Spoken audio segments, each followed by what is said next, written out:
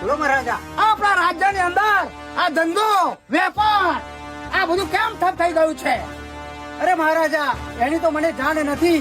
કદાચ આપણા વિદેશ મંત્રીને જાણ હોય તો હાલ ને હાલ એમને પણ અહીં હાજર કરો. આજ પરદાન બોલાવે વિદેશ મંત્રી આવજો રે, આવજો રાજાને દરબાર. આજે પ્રધાન બોલાવ્યા વિદેશ મંત્રી આવ્યા રે. અરે પ્રધાનજી, મને બોલાયો પણ હું તમાકુ નાખતો તમાકુમાં ધરું નાખતો તમારા રાજ દરબાર ની અંદર આવ્યો. બોલો, મારું શું કામ પડ્યું છે?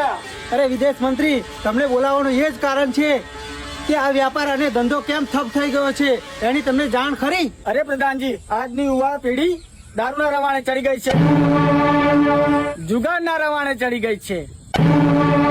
પશુપાલન અને ખેતીનો વ્યવસાય તો કરવો જ નથી અને કામ ધંધો કરવો જ નથી.